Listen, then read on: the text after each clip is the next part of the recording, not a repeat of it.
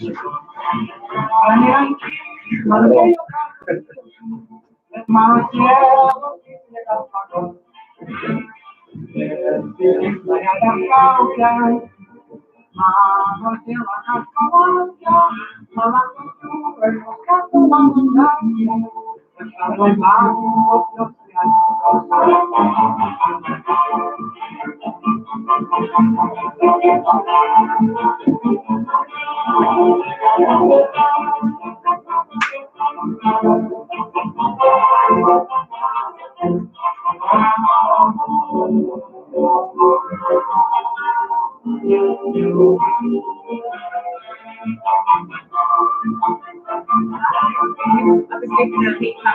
Yeah.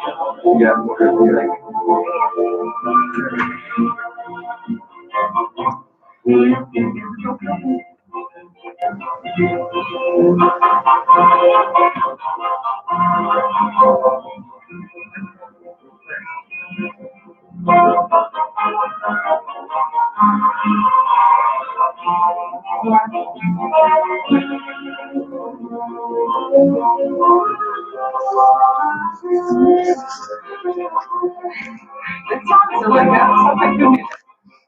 Yeah, the Pakistan the popular Schlager songs in Europe at that time. So he was the first one to start writing Lithuanian texts for those songs. Popularized the. So Russians basically stole it. Originally it's Polish, I think. Oh, Yeah. wow. So, and that's how it's still the same thing, isn't it? Wow. So cool. This is very catchy melody because Yeah. Andy's musician. He plays in several bands. Okay, Boomers, I know the latest one, but they're all.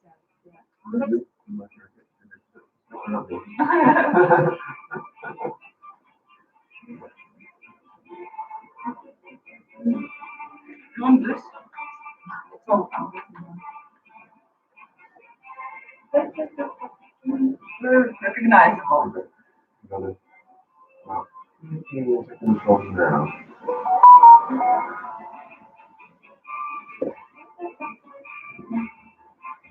Самоварение Мания.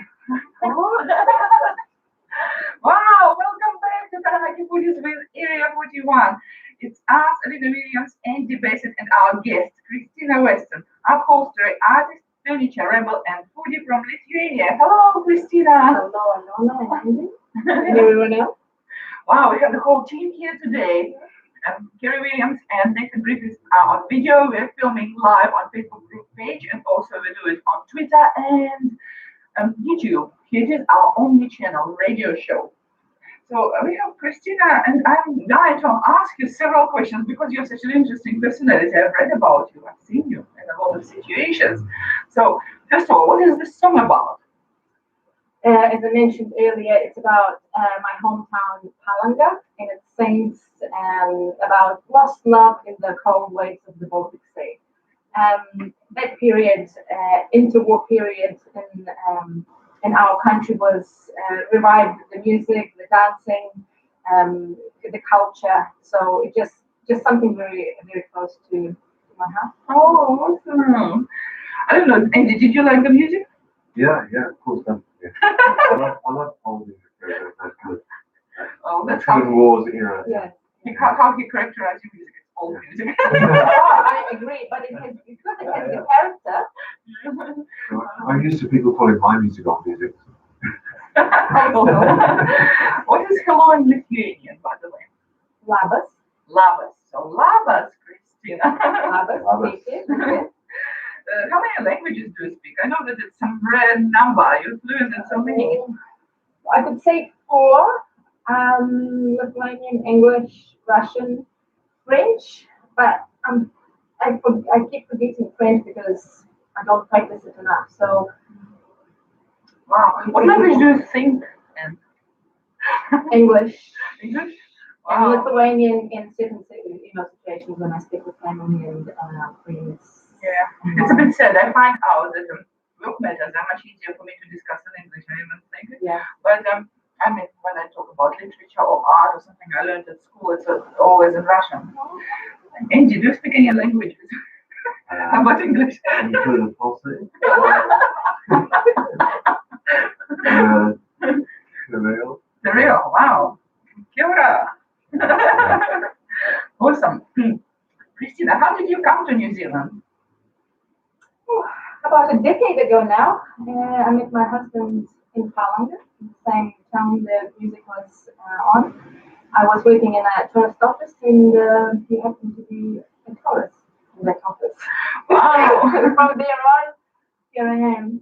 Yeah, probably he was different from any other tourist because the Kiwis are kind of very relaxed and very Yeah, friendly. the town I'm from, in winter it's a population of around 17,000, and in summer it would boost to even 300,000. So we're used to seeing tourists from all over the world. So I mean, New Zealand, England, it was kind of it was just a tourist, right? But he made further attempts to communicate and kind of get his attention. So Did you travel a lot since then with him? I traveled before that as well as obviously when I met Johnny. I know that you're an avid traveler. You like to go with your backpack and climb things and do all sorts of stuff. I do. I love my heels, but I do like putting on camping boots and going exploring this beautiful country. Well, yeah, what was the last place you visited? So last weekend we were lucky to go across Tongariro Crossing. It was just absolutely spectacular. What an Wow. experience. I don't know if you've done this before, but I need a bit of a motivation to kind of share well, my motivation, skills. blue skies and being in the nature. How does your love for travel contribute to your love for upholstery and furniture and stuff? Maybe because you go to different countries, you see different people, different cultures, you taste different foods, you taste different drinks, and then obviously you go and visit places, so you see furniture and stuff. But I kind of always created making things myself. You know, at school we were taught those things, like Really? you would have been, you know, knitting, sewing, cooking at Yeah, school. but we never learned upholstery because you have to be physically very fit. You know, to stretch something really like a material, like a leather, takes lots of effort. Huh? I did not know what the poultry was when I started it. I didn't even know there was such a word. So I had to look what is the phrase, the term when you recover furniture with a new fabric, and that was upholstery. So just learning that way, going what it is. I found curiosity led me there. Okay, so traveling a little bit of the memory lane, what was the first object you refurbished? Do you remember? Yes, just a footstool because I knew to tackle big things was out of my league. I needed to find out how exactly to put how the upholstery, what it's composed of. So taking a small object like a little footstool, unpacking, seeing how it's all placed, put together, and then trying the new materials, put it back, put it So back together. fascinating. I never know how people kind of find their path. When you did it first time, did you immediately realize, hey, it's going to be my business, I'm going to make a living out of it? No? No, it was. I just simply needed to do something with my hands. I always loved, create something with my hands, and I think that's just being led to where I am now. As one of my friends psychologists said, people who are neurotic always need to do something. Some play instruments like waves, some don't fall through, and some do selfies like me. So we're all in the same league.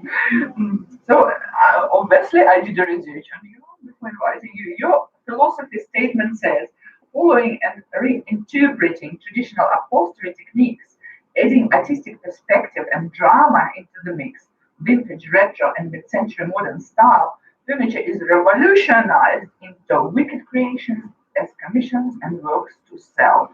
Wow, this is so deep and profound and very, very interesting. How was this philosophy formed?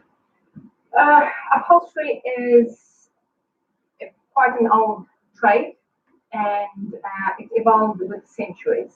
As the furniture changed, the craftsmen changed their techniques, new materials were introduced, all the techniques, they just changed, evolutionized.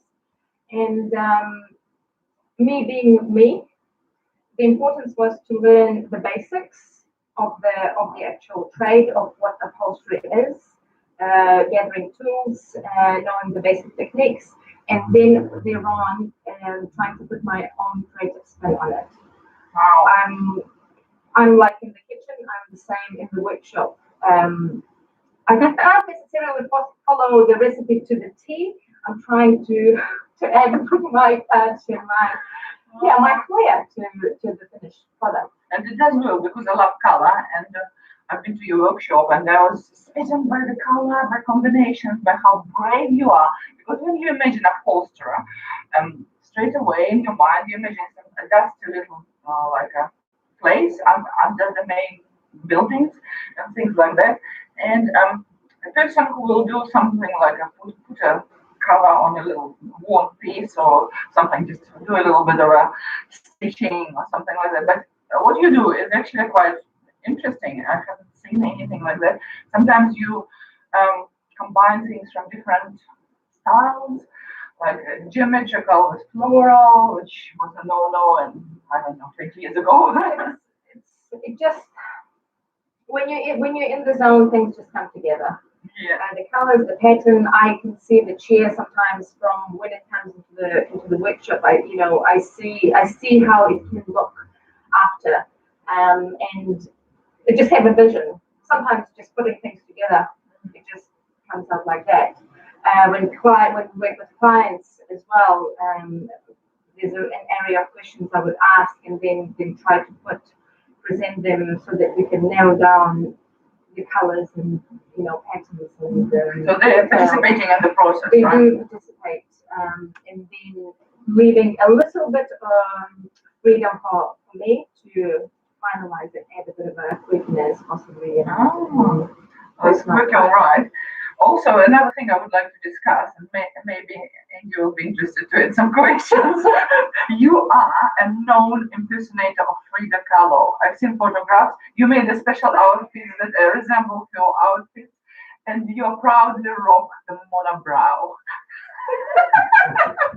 As I mentioned, I was contemplating on having a permanent one, but I was talked out of it. I think when I moved to New Zealand, I discovered this. For me, it's a culture.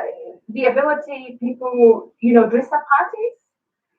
I really took the liking of it, and if you dress up, you have to do it in style. And Frida Kahlo, for me, she's feminine. There's masculinity in her. There's strength, power. She's floral. She's an artist. She can write. She can draw, paint, and just. She's colorful. Yeah. She's so colorful. So, Andy impersonates who? Tell us. I've been known to do impersonation. David, and he's so alive, especially in the photographs. So he takes a post or something like that, dresses up, and take a photograph of him and the post. And very often, it's just people like. I just did that during the lockdown. Really, that was a challenge somebody gave me to recreate different photos of Bowie. I thought, well, I'm stuck at home. What else can I do? Why not? So my favorite one was when I was actually David Bowie and Mark Bolan in the same photo. And he was both. I was both, yeah. But I wanted to ask you, have you thought of doing a Frida Kahlo calendar of you being Frida? Here we go, a new business idea. I did a Bowie one. I had requests, so I did one. So. No, I'm open to this. Okay, so if we are kind of canceling time and distance and geography, is there possible that David Bowie actually meets Frida Kahlo? Yeah. On the calendar? Yeah, I can do the 2022 calendar. David Bowie, Frida Kahlo calendar. Okay. I'm not big at dress up, but I can be your promoter. I'm doing it really well. Awesome. Yeah. So, you have a visually arresting social media. I love to see what you're up to. I love to see when you go out to the party. I love to see you things. Are you doing it yourself? Is someone else doing it for you? You're one person. Your business is a one-person orchestra. Wow. Yeah, awesome. How do you find time? How many children do you have, by the way? 3 kids. And I'm doing it all by myself. Sometimes, it is a challenge, but I just find that at this stage, I'm okay with this. Now that all the kids are at school, it is an opportunity to see where it all goes into what develops. Issue calendars and stuff. I think it's a perfect time to listen to the second piece of music. Christina, would you like to tell us what it is? Yeah, so the second one is called Zombie by postmodern rock band Antis in Lithuania. They recorded the song in late 80s, just before Lithuania gained its independence. They became very, very popular because they were moving forward with that movement of freedom in trying to express themselves, their political views, just where we as a nation were standing. So, oh, and I'll just mention that it is a cover of the popular Men at Work song. Oh, wow. Interesting. In Lithuanian. Oh, yes. Did you recognize? Yes, yes.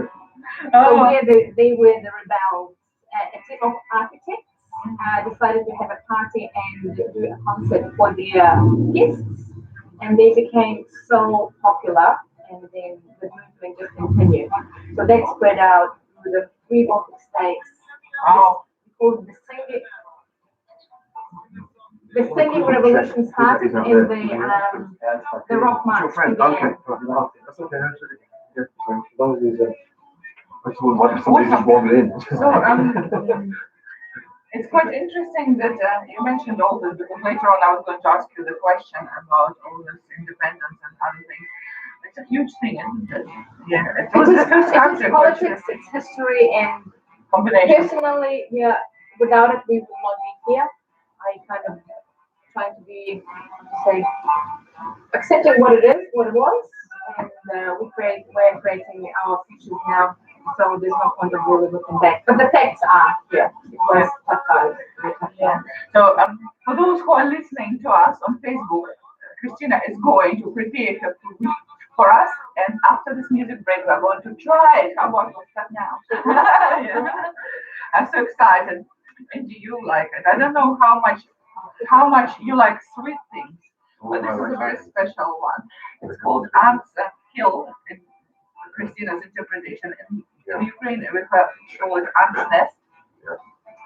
And there are so many different ways to do it. Eggs and nuts. Yep. Okay. Yep. I'm vegetarian. We try to deal with people whom we can't poison. Sweet things are pretty much vegetarian. So it's good.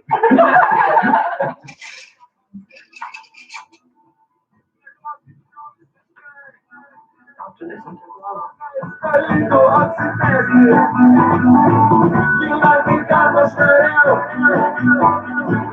Well, it sounds a bit like a pub as well. It was heavily influenced by Talking Heads. Yeah? Oh, okay, yeah. You could in there too, yeah. We got about 40 seconds left. Yeah. Well, and then once it goes, then you'll, yeah. So you prepared to do a live review on air for food? Yeah, okay. We got 20 seconds. Start eating. Here you go, guys.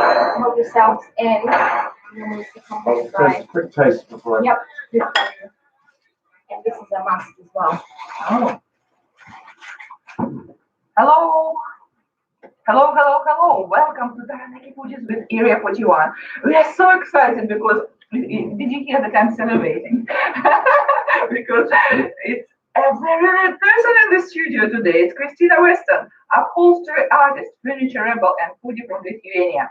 And while you were listening to some music, she was serving us some food. Christina, tell us, what did you bring today? Oh, I brought you my favorite summer dish. Well, for me, it's traditional Lithuanian summer dish called cold beetroot soup. It's pink, and normally you have it with hot potatoes.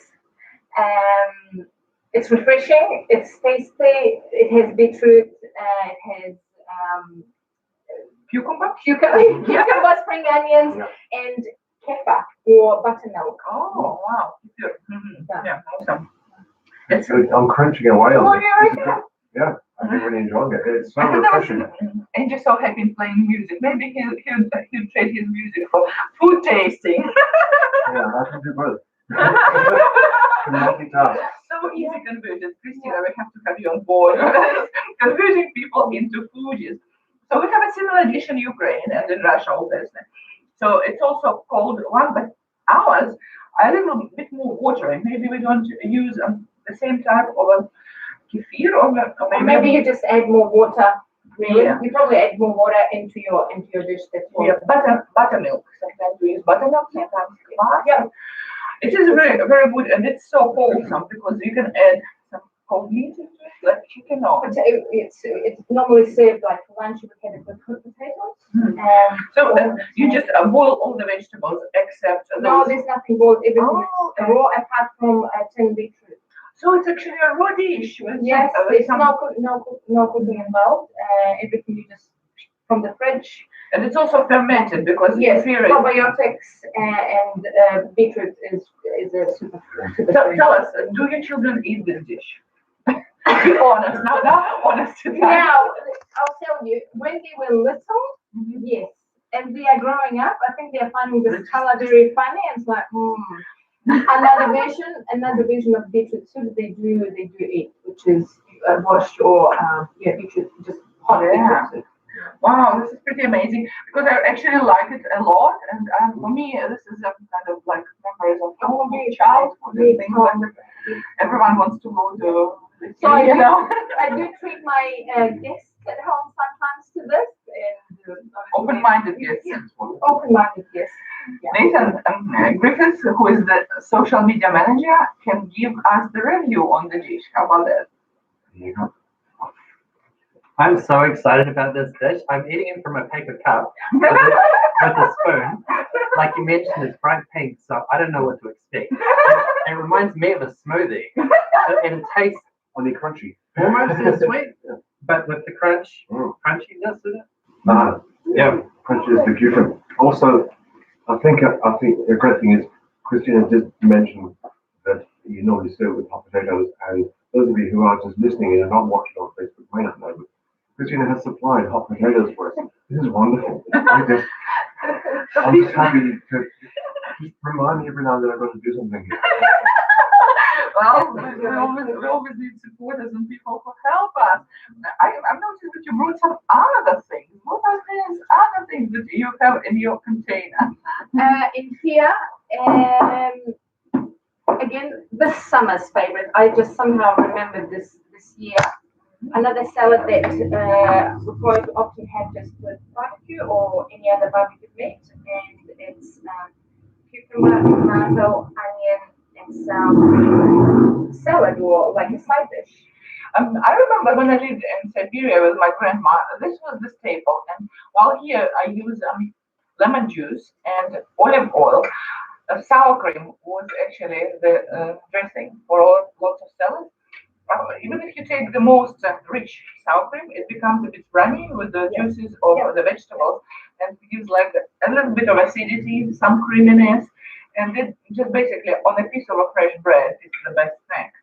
And the thing with Lithuanian food is it's seasonal, so you create, and it's very simple. But adding sour cream, onion, salt, pepper makes it fantastic Perfect. dish. Makes it perfect. Malona, you need to try that. Okay, we'll share with India here. Awesome. So tell us, what is the favorite ingredient in Lithuania? Is something that people can't live without? Like, for example, in Irish and Belarusians like potatoes. In Ukraine, people like salo, which is a pork fat, and a lot of dishes are cooked using it. They say that the Russians are like cabbage, and of course, it's generalization in a lot of. So, what generalization exists about Lithuanian cuisine? Potatoes. Potatoes. Potatoes and meat. Again, you do creative things with potatoes, and one of the famous dishes in Lithuania is the big potato dumplings. Oh, wow. Cepeliniai. Yeah. So potato dumplings stuffed with meat inside. So, potatoes are the cover. the cover. Mhm. Yes, like that. Oh wow. Cepeliniai. Zrazy? No, No, no, different? no. Okay. I haven't made them here because we make quite floury potatoes, and I haven't really found that here. There's other ways of doing it, but I haven't attempted. So what dishes did you cook at home that remind you? Soups, I love my soups. Vegetable soup. Yes, we do love cabbage, so I use cabbage a lot. And beetroot is a staple, and it's definitely home. And variations of different salads to accompany Kiwi barbecues. Let's hear from Andy because he's sitting very quiet. I hope I am sitting quietly. You might hear the crunch. Most of my raisins salad. Very nice. Yeah. It doesn't taste quite as things down one. It's just so refreshing on a day like today. And just really just lovely flavors and It's very simple. It's so simple that it's. No, there's no egg in here. The soup had egg. Sorry. It's pretty amazing because I'm telling you, we are on the first floor of the building, and this is the upper floor as well. And very often we come here and it's so hot. But with Christina's food, it feels nice and fresh. Maybe it's her presence, maybe it's her personality rather than the food. It makes everyone cool, right? Yeah. So, do your children know how to cook? To a certain extent, they could think for themselves. Like the oldest one can, because he's at uni, so he knows a few staple dishes. Young ones, I allow them to try, watch and do things for me, peel stuff, and make us coffee, for example, and things like that. Yeah. That's I approve that because children are here for a reason. They need to learn how to make coffee. Bring you to For their moms and dads, yes, absolutely. So tell us what is the third dish you brought? We are so lucky to do 3 dishes. So the third one is a dessert, and it's called Ant Hill. It's a dessert. Ant Hill? Ant No, it's for half. Skrubbelinas, otherwise. And gosh, I mean, you just need to taste it, I guess. Well, It maybe has you nuts cut in it to us.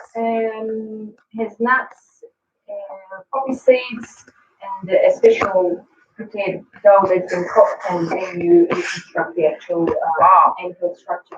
It does look very kind of authentically natural. Like I don't know whether it's not or not, but it's definitely looking something created by nature. And it looks caramelly appetizing. Wow. It's sweet, so obviously it warms up a little bit. You would keep it in the fridge and have it and serve it before, when you're ready to have your coffee. So I hope I'll I'll just have a little bit, and the rest of you. And I know that Nathan has a sweet tooth. Yeah. So I just tried a bit, and it is a combination of a soft and hard and crunchy, and something like milky. And So, more condensed milk, so caramelize it. So that's the sauce that you use to combine the ingredients and then fill it up. So that's why it needs to sit probably a bit in the cold and then be served straight away. So what occasion will you present this cake for? Is that like a birthday? Anytime I feel like it. If there's New Year's, Christmas, and if I feel like making something special, I can make that. I made a similar cake when our middle son lived with us, who's in Sydney now. But I called it Mountain Taranaki, so I made like a white chocolate topping, and I presented to him saying this is let all the mountains in front of you with the content and things like that. So maybe it will be you'll just start a new trend, Mountain Taranaki cake. Maybe. So what Lithuania is famous for, except food. Is there anything that people would know that it's definitely Lithuanian? Or what I've heard of was IT sector, because everyone is outsourcing things to Lithuania. Yeah, I know several people who are doing it, and I actually had an offer from a Lithuanian IT company. Well, yeah, it has become a hub for IT, especially now that England is exiting the European Union and stuff.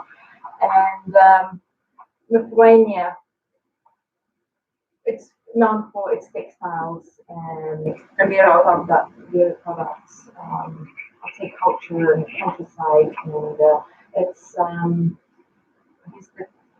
the people and the power of to resist something and stand up for themselves. And Lithuania just celebrated its Independence Day on February 16th. Oh, congratulations. A few decades that, we became independent again. And you were the first one to be independent. Yeah, out of the Soviet. But you're part of a Schengen zone, so you're part of European Union. And so to get to Lithuania, you need normal European visa. No, we just travel freely. And that's Okay. in 2004 when we became part of the European Union that allowed and opened doors to young people to travel in Europe, travel, work, study in Europe, and I think it happened in the whole world. It was a huge shift, wasn't Yeah, it? it was huge. I can see that Andy is sitting and smiling. I don't know why he's smiling. Maybe he'll just share something with us. No, I'm just smiling because I've been fed since a great day. Nick Brownheimer, I'd just like to say, because Nick was going to be covering doing the technical cycling journey. He's back out today, and I've been by doing it. And so Nick, you make up great food. But I'll tell you what with the tea and I'll eat it for you. That is awesome. So we just tried a beautiful cake. So Nathan, did you try some cake? I did try some. Yes. Do you want to share with us what was it like for you? I've been introduced to many dishes through my ethnic cooking involvement, and I've searched far and wide the internet to find interesting dishes like this. I never have seen this one before. I believe that so much of the presentation of food is about creativity and getting the imagination running. I know certainly as kids we were served worms and gummy worms and beetles and blood and all sorts of stuff to help. I agree. And this is no exception. My imagination was running wild when I was putting the anthill in my mouth to eat it. But it tastes great, so it's caramel. Thank you, Nathan, because Nathan's reviews are always full of life and so much flavor, and it's not necessarily flavor with food, it's just so much emotions in it. And you can't really replace Nathan's reviews with anything else. Thank you for that. You're welcome. Well, I'm so excited to calm down my excitement. We probably need to listen to some more music. What is this? The third song is Plaukia Žąselė. It's by Country Capella Band featuring our famous ethnographic song singer. So they connected together to bring the folklore songs upbeat and introduce, probably to make them more popular and more Mainstream? Mainstream, and kind of in that way, yes, promote the ethnographic side of our culture, and so that young people, are familiar with those old songs that now sound a little bit modern. Awesome, let's listen. How did you like the food hearing? I'm going to ask you what you think about the fiscal Excellent. And this is the person who actually doesn't take out. But interestingly, this wasn't too sweet. There was a lot of nuts in it. Yeah. There's another piece. Oh, yes, please. Would you like one more? Exactly. Yeah. Competition. I love it. I like that to make dinner tonight. That's great. What do you think today? There's Taranaki Foodies. We are going to be on multi-ethnic festival. So previously, last year, Warwick was with Mark, and he was interviewing people about their food. So this time I have two sides to cover. So I have two agents, which is Virginia and Warren. And Warren doesn't have a partner, so maybe you can partner with Warwick to interview people about food. Me, Yes, you know. that weekend, I'm at the festival. I see. That's okay. I'll find someone else. Always. Yeah, Nathan is going to do the live of the parade, because the last live we did was attracted almost 4,000 views. Yeah, pretty impressive. And impressions, I don't even know how much impressions we had. So yeah, it's quite an exciting, and I mean, ethnic food, as Nathan said, is really, really exciting, because there's always an ingredient or a technique or a presentation that makes it just so exciting to try. 6th of March. So you could probably still have a little corner for your. No, I wouldn't be bringing furniture, but come and You enjoy the celebrate. Come on, see what's on Are you going to be on the parade? Because I've been working on the parade for many years, and it's such a wonderful, uplifting time. So usually I carry two flags, Russian and Ukrainian. It's probably the only place in the world, Taranaki, where they actually peace. That's the beauty of it all, isn't it? Yes, that's right. And I think it's really important because global children of 21st century are all mixtures of things, and my son carries genes of Korean, Russian, and Scottish, and whoever here represents Yeah. Welsh, Yeah. English. And the same as your children, they'll have like a double motherland, and probably will study in the other country, and maybe we can report one.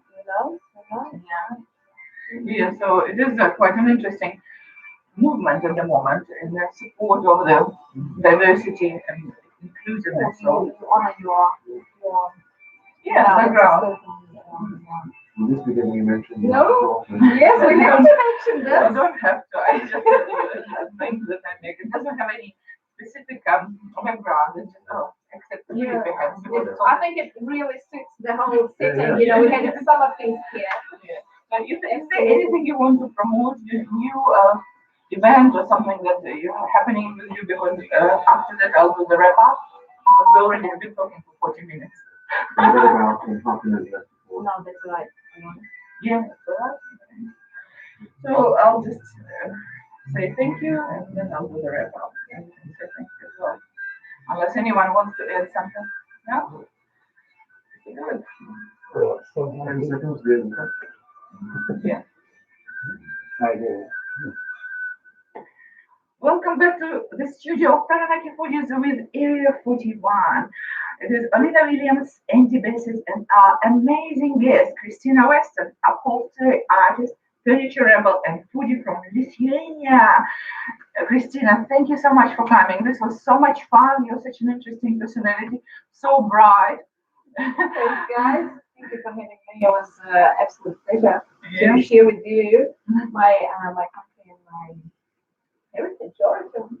Yeah, because culture can be in music, culture can be in food, culture can be in dance, culture can be in literature, so many things. And we just do our own media, which is food, and it's amazing.